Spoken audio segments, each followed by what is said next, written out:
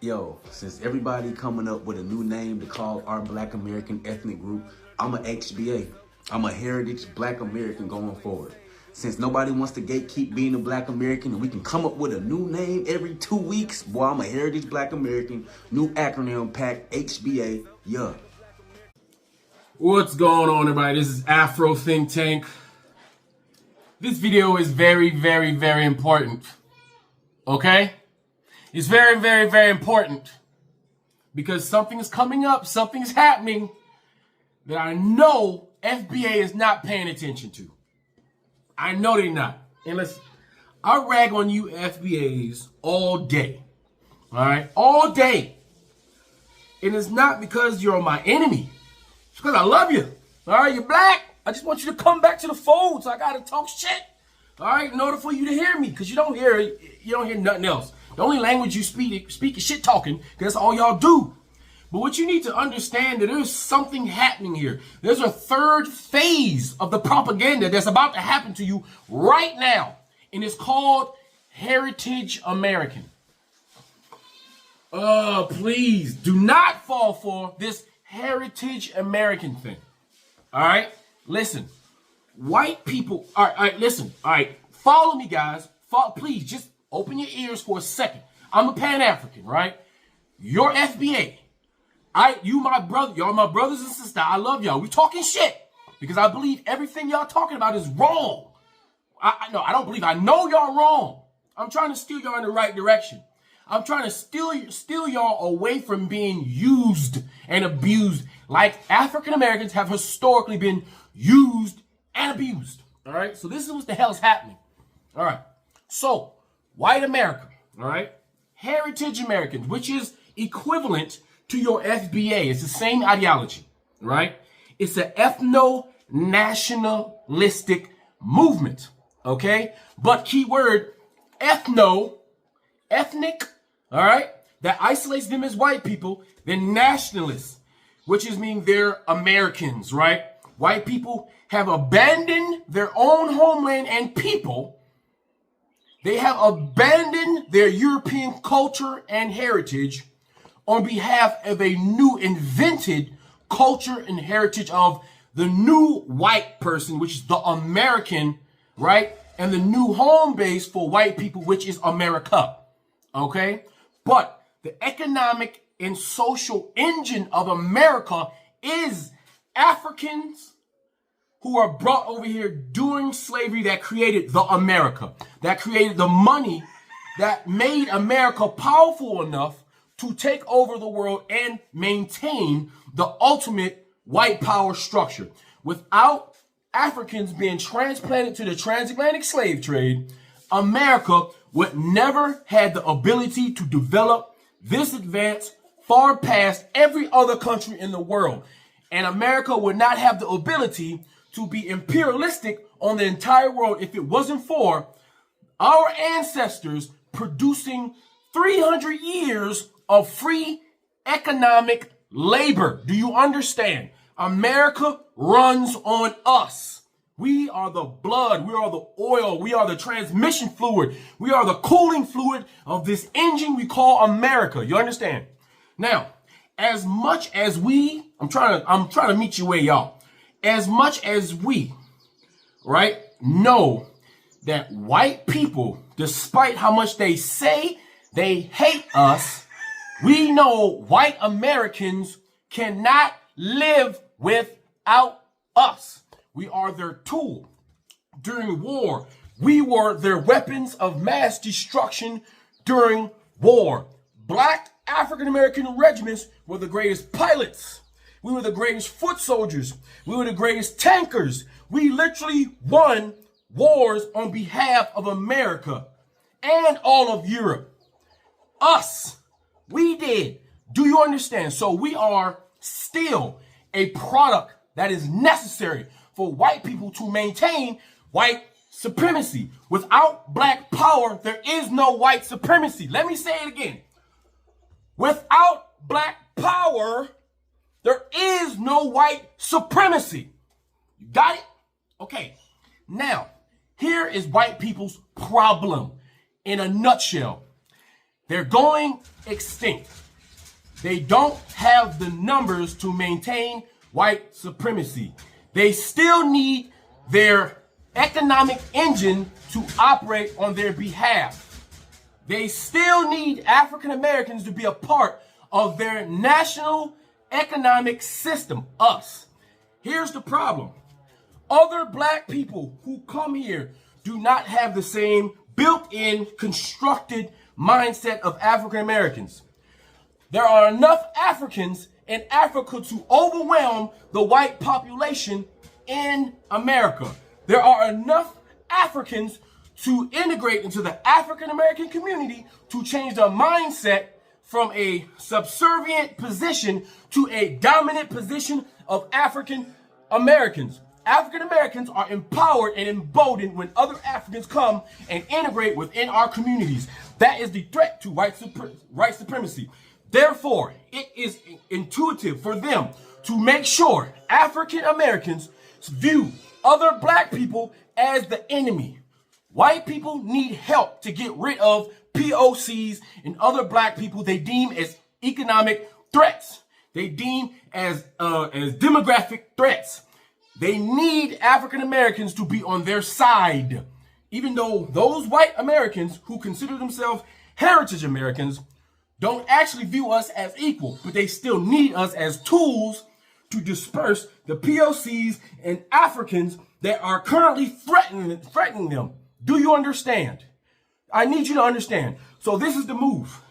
The Tantum Group was the white ethno-nationalistic organization.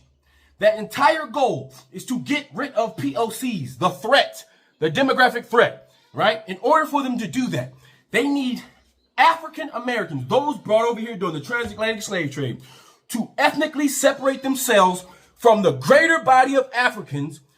And they want us to take on the nationalistic identity of America in order to fight against our only natural ally on behalf of our only natural enemy who currently still holding us hostage within this country of America, right? Do you understand? For economic reasons. So they created ADOS. Yvette Carnell is an agent of white supremacy. Documented. This is proof. This is not somebody making some shit up.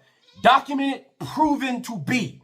She is an agent of white supremacy. She gets paid to pump white supremacy talking points to unknowledgeable, uninformed African Americans so that we can be xenophobic, meaning tribalistic, because xenophobia and tribalism is the same thing. So every time FBA say Africans are being tribalistic, the whole idea of creating ADOS and FBA is creating a tribalistic divide between you and the people who are your natural allies. It's the divide, and then after they divide, they commence to conquering the smaller groups that are not unified. Therefore, once they divide black people, they can conquer the Nigerians, the Somalians, the Ethiopians, the African Americans separately, making it easier for them to do things. Okay? So FBA now, which is the offshoot of ADOS because of Tariq Nasheed, who's paid by the FBI or CIA,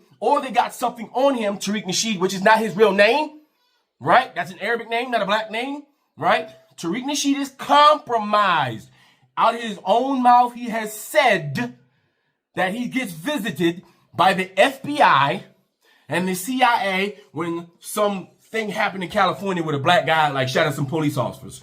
As if Tariq Nasheed, listen, as if Tariq Nasheed has ever been that important in the Black Power movement, ever. Besides his little DVDs where he had important people on it, where he DJ'd, he's never been that important for them to go see him unless they knew Tariq Nasheed had enough influence to grab unknowledgeable, unintelligent African Americans and push them towards a ethno-nationalistic, tribalistic movement. Right. So now, after they done softened you up and created this FBA thing, so now they have a whole bunch of unintelligent or uninformed or ignorant, right, or low self-esteem black people who join FBA, right, taking it on as their name, right? Now they insert the word heritage, because on the white side, you have the Heritage Americans, which is the European American version of FBA. There's Europeans who don't like other Europeans. Keep in mind, the white American has already given up their homeland. They do not see Europe as a place that needs to be preserved as far as they're concerned, because America is the homeland as the whites. For these whites who gave up their ancestors, gave up their heritage, they gave up everything to be this new white thing, this Heritage American. But here's the trick. 80% of white Americans are not Heritage Americans, but 80% of white Americans don't know that. Because just like most FBAs, most white Americans don't know where they come from in Europe. They don't know anything about their ancestors. They're just as clueless about their history 500 years ago as most African Americans. You need to understand that. Most of these white people in America came over here right before World War I and World War II. They came over here as criminals because they were being sent over from Europe. They came over here as refugees from all the wars that were already happening in Europe. They came over here from Europe because of the famines. And as soon as they landed in New York, right, the men were packed up and sent right back to Europe to go fight on behalf of America, back to where they just came from, with the promise that if they survive, then they can be citizens. That's what happened. And then when the Midwest, right, you ever heard of the Cabbage Patch Kids? All right, when white people population was going down, again, because it's not the first time. They've been fighting this for quite a while. They stole a bunch of European kids and shipped them to New York from Europe and distributed them like little child slaves to the Midwest. There are a lot of white people who literally just got here 100 years ago. They're not Heritage Americans. But you know how white people work. That doesn't matter because they use mental gymnastics. So white people are saying, we don't want any more new Europeans. If you're a white person with an accent, you're not Heritage American. If you're a white person that speaks Spanish, which is a European language, by the way, keep in mind, Spanish is a European language, by the way, you're not a Heritage American. Because those Anglo-Saxon barbarians who speak English has never liked those Anglo-Saxon barbarians who speak Spanish, even in Europe. They've been fighting since the beginning of European time. All right, so they have no love lost for any Latino white who is a pure European colonizer, but them two different type of whites. You understand? So you black FBAs are being curated over to the Heritage FBA. So you're attaching the word Heritage FBA. So now the term will be heritage because they want black people under the guise of nationalistic and American exceptionalism to say F you to all POCs and immigrants. African Americans historically have never had a problem with immigrants. As a matter of fact, African Americans have historically fought for the rights of immigrants who come to this country of plenty and thrive and live. But all of a sudden, we have a small, insignificant, but significant enough minority of Africans who are unknowledgeable about American history, who are now taking on the sentiment of white supremacy and ethno-nationalism, and they are regurgitating the talking points of white people, talking about everybody that's not white need to leave America because we're Americans. So now you have an army of ignorant black people fighting on the side of an army of racist white people, right? So ignorant black people and unknowledgeable black people calling themselves FBA, right? Are a regiment, an army, right? Within the division of white supremacy that are collectively fighting against POCs and black people. Oh, by the way, white Americans are very inbred. They are the most inbred Europeans on the planet. The second group of the most inbreds are Pakistani. You understand? So we're dealing with inbred barbarian savages who FBA want to put themselves closer to. Now, the heritage thing, remember you got the Heritage Foundation, which is the foundation, okay, that wrote, right, and are now putting into action Project 2025. So they're going to have white people start calling themselves heritage. That word will be burned in their head. There are going to be some black people who like the word heritage because it sounds cool and it goes with FBA. Yeah, heritage. That reinforces what we're talking about. So once they enact their plan to get FBA into the heritage category, Tariq Nasheed will no longer be necessary. You see, Tariq was just a catalyst to the next step. Now, once they say heritage, Now you'll be looking at leaders like Tucker Carlson. You'll be looking at white leaders because they will be leading those organizations that they call heritage. And they will validate those FBAs like they've been doing right now. This is what they're doing. They're validating FBA. And now FBA is excited that they're being validated by these Republicans that they have been promoting and pushing this entire time, unknowingly or knowingly, all right, to be a part of an ethno-nationalist organization that as soon as they are done, listen, as soon as they are done with you, FBA heritage Black Americans, you will in fact be dealt with as the last obstacle in their way to domination. You will either be subjugated and you will be a second-class citizen, or you will be eliminated because you will have no backup, because you would have helped destroy any backup that you could ever have. You would have helped segregate the backup that would have protected you in your community. You must not fall for this heritage shit, FBA. You are African. You have 0.1% Native American in you, okay? Understand that. We did not mix with the Native Americans enough for it to be a thing. There's a few people that was mixed, all right? But it wasn't a big thing, all right? It was not. We African Americans, all right? We only been here for 250 years. America's only 250 years old. We have Black women that's alive today that's 115 years old. So that means if there's a Black woman that was alive that's 115 years old, her great-grandmama was probably in Africa. Do you understand? It ain't been that long. It has not been that long. We cannot continue to fall for white propaganda over and over and over and over and over again. In the age of information, come on, we have to be smarter than that. At some point, the ignorance has to stop. You are not a heritage American. The only people who can claim heritage to this place are the Native Americans. Everybody else is an immigrant. And white people are the most recent immigrants besides the POCs that came in the 1960s. You understand? African Americans, we've been here for 300 something years. 3, not 500. We like to throw around 3, 4, 5. No, that was the Caribbean. Most African Americans are by way of the Caribbean. Most African Americans, all right, are by way of the Caribbean. So if you're an African American, a lot of your ancestors came from the plantations in the Caribbean because these were corporations trading their assets to keep cohesion from happening from the products they were using, which were African people, to keep us from uniting, keep us from congealing together and coordinating, creating a plan to liberate ourselves. They had to keep us moving. Therefore, a lot of the Caribbean plantations will send their African slaves to the Americas. Only 400,000 African Americans were sent from Nigeria and Ghana to America. I'm one of those 400, all right? I can prove it. The rest of the Africans came from the Caribbean because slavery was going on for 300 years before North America happened. You got to understand that. Know your history. So FBA by itself is stupid because most African Americans are by way of the Caribbean. Period. How do you think we went from 400,000 to up to 55 million people in 300 years? Clearly, we must have had some influx of other Africans. This was not about no secret African people that were here.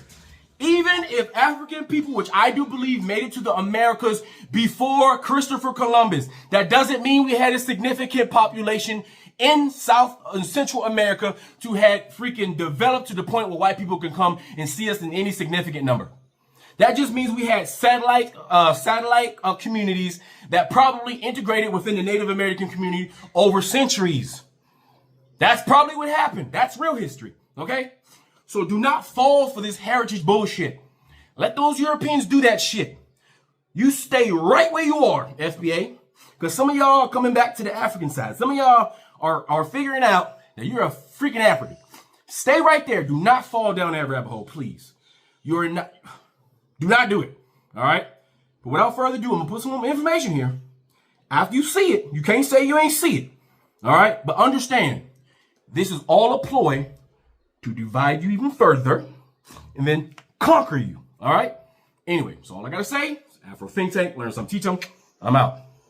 There's a cultural shift happening in the United States. If you haven't noticed, this is your wake-up call. Now, before you go ahead and fix your finger to type, it's not that deep. It's always that deep. Recently, the Department of Homeland Security posted a 14-word tribute to heritage on their official X account or Twitter account, whatever you want to call it nowadays. This tweet featured a painting called American Progress, which was created by John Gass in 1872. This painting symbolizes manifest destiny, and it is the very spirit of settler colonialism in the United States. This art was disseminated nationwide. At the same time, pop artist Sydney Sweeney releases a jean campaign with American Eagle.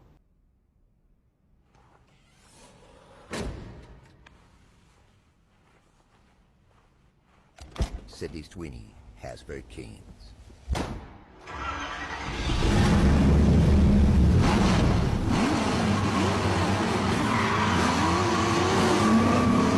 Genes are passed down from parents to offspring, often determining traits like hair color, personality, and even eye color. My genes are blue. Sydney Sweeney, Hasbro Canes.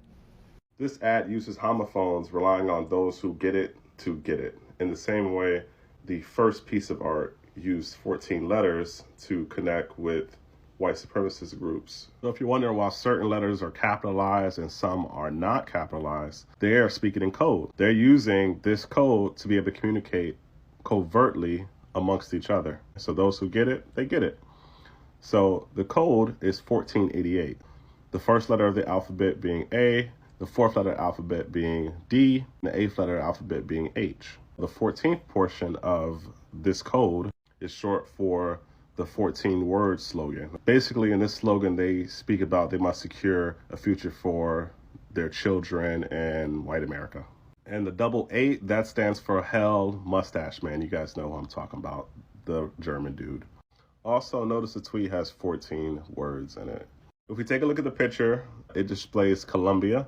Columbia was the personification of America before Uncle Sam. In her hand, she has a book, and she also has telegram wires to represent the civilizing and spread of knowledge and technology, etc. On the right side of the image, you see it's clear skies, you see domesticated farmland. On the left, you see it is people fleeing, Native Americans. It's symbolizing the colonization of the United States. Sydney Sweeney and American Eagle, they know what they're doing as well. A soft rollout of eugenics. My eyes are blue, my genes are better. This is nothing but eugenics here. There's money in this type of messaging. Through these ads, American Eagle has received a stock boost because the people who get it, they get it, okay? I'm calling this movement Bloodline Americana. It's a fusion of retro American aesthetics, soft eugenics, and populist policy. It's centered towards heritage. National belonging is solely dictated by your ancestry, reinforced with the emergence of trad life celebration and Black patriotism. We add on the chaotic policies of ICE and the whispers of authoritarianism that come from our politicians, and we got something here. In the next video, we're going to dive really deep into these concepts, really get a great understanding of what they're trying to tell us.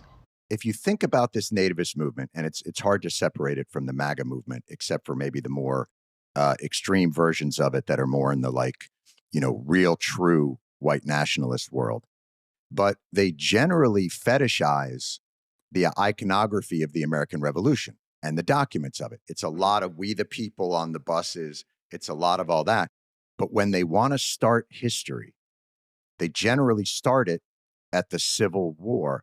And I wonder if it's because they view it as these are the people that we want to credit with ending slavery, and therefore they are the beginning of this new generation of America. I'm not sure. Let me give you some iconography in response to that. I'm going to give you the iconography of a photograph. The photograph of a Black Union sergeant with a cane, resting on a cane in one hand, and in the other hand, the regimental colors of the 54th Massachusetts Volunteers. Joanne, I'm sure you've seen this photograph. This is Sergeant William Kearney. Kearney was he was born in slavery. He's one of the recruits to this new black regiment, the 54th. They go into action in July of 1863 at Battery Wagner. He rescues the regimental flag. He's hit 3 times, once in the chest, once in the leg, once in the arm, drags himself back to the first aid station he comes to, hands over the flag before he collapses, and says, "The old flag never touched the ground, boys." Wow. 6 months before, that man did not have a flag. He couldn't have because of Roger Taney and the Dred Scott decision. But in the Civil War, he has it. Right. He has that flag. That flag is his. He is an American. Right. He is a heritage American, and they don't normally count. That's right.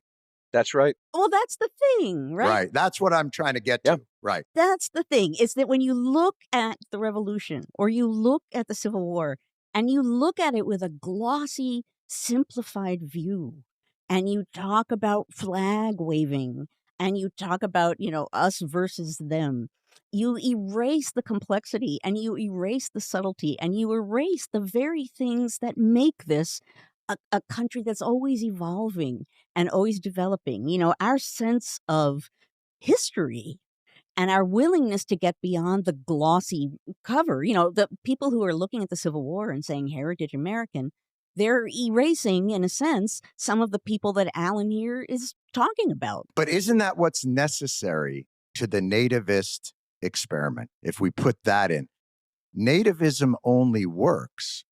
And Alan said it, I thought, perfectly before, which is that it's a bit of a cynical, it's a phrase that's used to be more palatable to those that use it as a cover for a certain prejudice. Well, precisely. And that's the point. It's a cover. Yes. And that's also, obviously linked to people who are interested in us not studying certain parts of our history and not thinking about certain things that happened in the past and only thinking about the sort of grand, glorious moments, right? I mean, we're coming up on 2026 and it's a moment, those kinds of anniversaries. I mean, the bicentennial basically made me a historian because it was everywhere and it got me really thinking about big ideas. But those kinds of anniversaries are reckoning moments. And if you head into those moments unwilling to wrestle with anything other than the flag-waving glorious things, you're basically declaring that you're unwilling to embrace your country in its entirety and really think about what it is. And complexity, yeah. And where it might be able to go. To all my American people who know what it is, 2026 and beyond,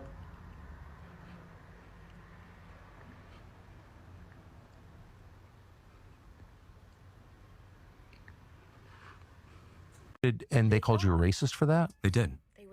Which is actually quite interesting because I got a call from the Foundational Black American Society here in Florida who reminded me that Byron's mother is Jamaican, he is Panamanian, and they found it quite insulting in their words that he would try to claim victimhood of slavery without a single descendant of American slaves in his family. I like those foundational guys. They're so good. Tariq Nasheed and all. I mean, I don't agree with everything, but they've got a perspective. If your family's been here 400 years, and the descendants of a lot of American slaves or families have been here 400 years, I don't know. I think that gives.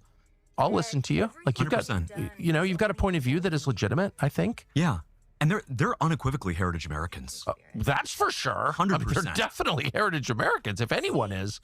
And, someone rolls in from Ghana and gets an MSNBC slot and starts speaking on behalf of black people. It's like, shut up, honey. You've got nothing to do with this. Right. That's Literally. a fair perspective, right. I think. And so it's good to actually see them call them out for that. That's actually cultural appropriation. Appropriating the struggle of slavery. I totally agree. And the struggle of slavery was real. I don't think Republicans ever want to really whitewash that. It's real, right? But for we're Byron, against slavery. We're against it. Whether it's in the, West Bank or here or anywhere. Or anywhere. Yeah, against it. And so for Byron's group, his team, to call me and essentially our entire supporting base racists for saying that you're a slave when quite literally you took $45 million. You won't tell us what you agreed to take that money this early in a primary, which is unprecedented. You know this, how unprecedented that kind of money is in an uncontested primary until now.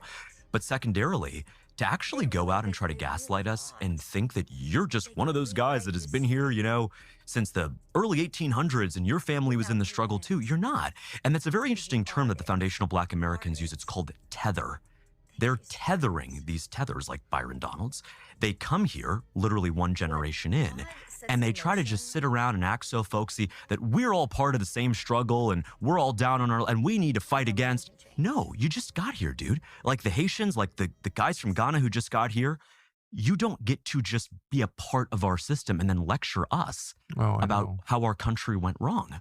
This idea of a heritage American has been on the rise in the MAGA right, the white supremacist movement that it is here recently. And it's so funny, to me at least, how historically inept and ignorant these people are to think that they would be a part of this quote-unquote old stock, this thing that is essentially the Volk from Germany back during the Nazi times, which is, by the way, there's a parallel there that you would think they'd pick up on, but now they'll just bitch about how it's not fair to call them that. Anyway, the truth of the matter is that there were more black people here between 1619 and 1808 before there was the wave of the Polish, the German, the Italian, and the Irish that came. That is the truth. Heritage Americans are not just white people despite everything you fucking idiots want to think. It is historically inaccurate, not that you care. This is this weird way you guys have to constantly frame everything outside of a racist perspective to give yourself some justification when everybody else knows what you're talking about. The hilarity is that this has been on the rise because of guys like Nick Fuentes, who is not a heritage American. He could not be a part of the group that you're thinking because he's not purely white.